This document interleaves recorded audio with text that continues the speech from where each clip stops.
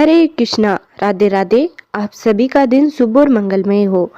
आज की वीडियो में सुनिए माघ मास महात्म्य का चौथा अध्याय। पर उससे पहले आज सोमवार के दिन सुनिए सोमवार की व्रत कथा।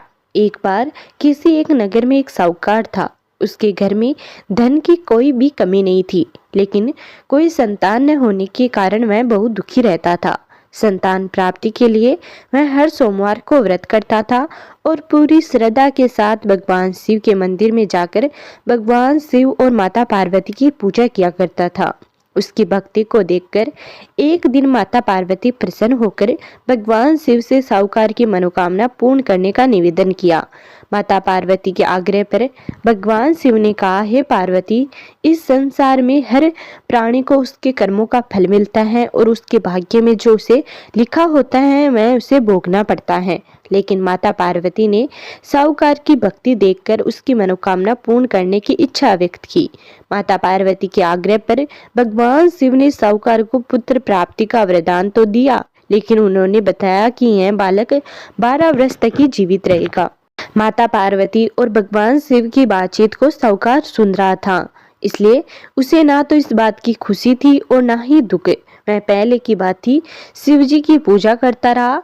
कुछ समय के बाद साहूकार की पत्नी ने एक पुत्र को जन्म दिया। जब वह बालक 11 वर्ष का हुआ तो उसे पढ़ने के लिए काशी भेज दिया गया। साहूकार ने पुत्र के मामा को बुलाकर उसे बहुत सारा धन देते हुए कहा कि तुम इस बालक को काशी विद्या प्राप्ति के लिए ले जाओ।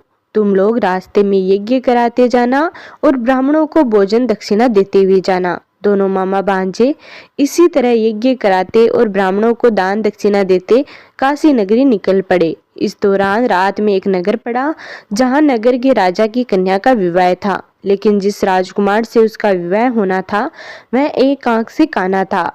राजकुमार के पिता ने अपने पुत्र के काना होने की बात को छुपाने के लिए सोचा, क्यों न मैं उस साहूकार के पुत्र को दूल्हा बनाकर राजकुमारी से विवाह करा दूं।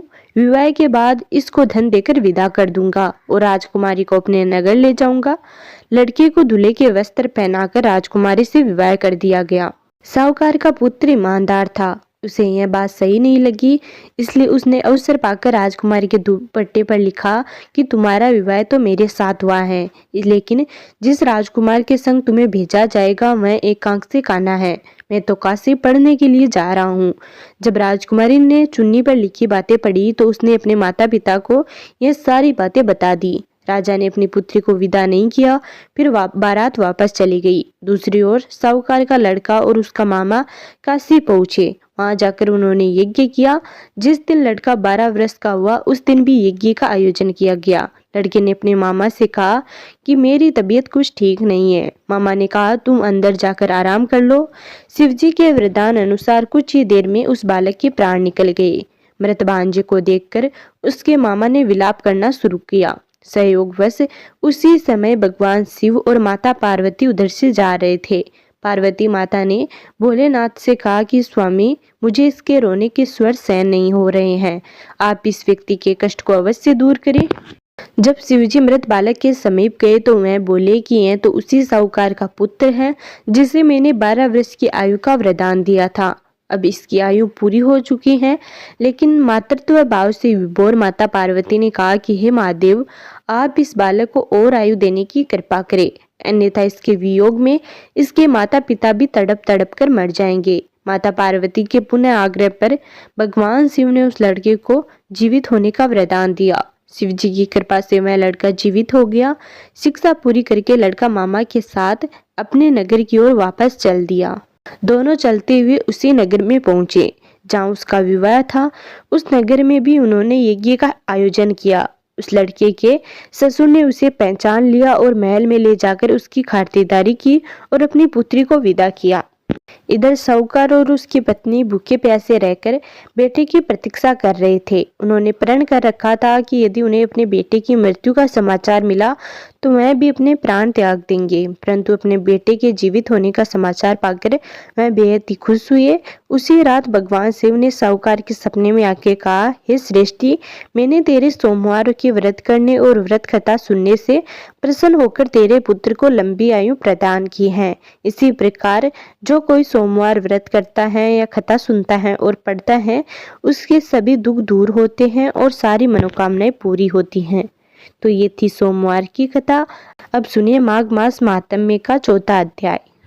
श्री वशिष्ठ जी कहने लगे कि हे राजन, अब मैं माँ के उस महात्म्य को कहता हूँ जो कार्तिक वीर्य के पूछने पर दत्तानेत्र ने कहा था।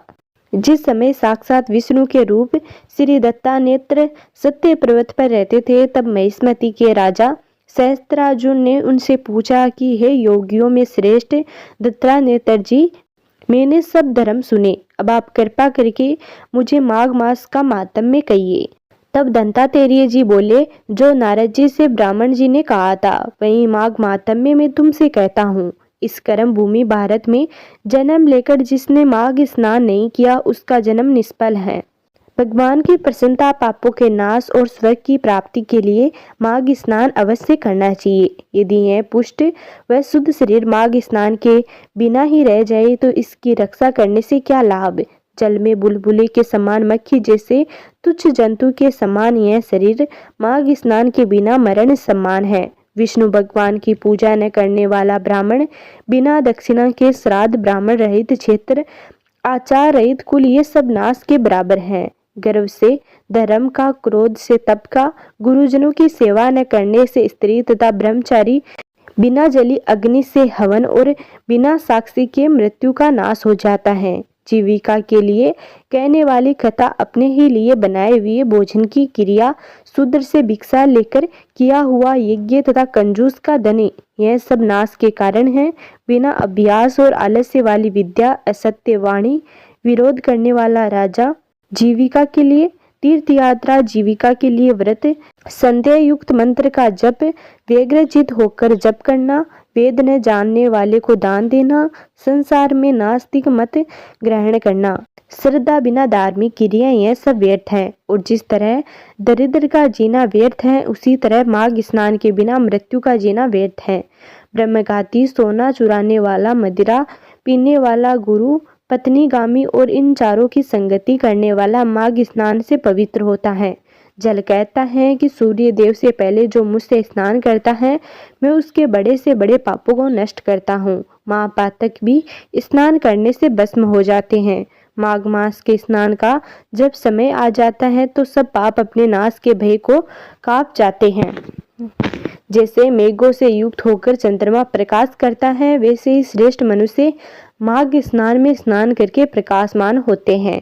काया वाचा मनसा से किए हुए छोटे या बड़े, नए या पुराने सभी पाप स्नान से नष्ट हो जाते हैं। आलस्य में बिना जाने जो पाप किए हो वह भी नाश हो जाते हैं। जिस तरह जन्म जन्मांतर के अभ्यास से आध्यात्मिक ज्ञान की प्राप्ति होती है, उसी तरह जन्मांतर अभ्यास से माघ स्नान में मनुष्य की रुचि होती है। यह अपवित्रों को पवित्र करने वाला बड़ा तप और संसार रूपी कीचड़ को धोने की पवित्र वस्तु है। हे राजन, जो मनोवांछित फल देने वाला माघ स्नान नहीं करता, वह सूर्य चंद्र के समान भोगों को कैसे भोग सकते हैं। तो ये था माघ महात्म्य का चौथा अध्याय। अगले वीडियो में जानेंगे माघ महात्म्य के अगले अध्यायों के बारे में।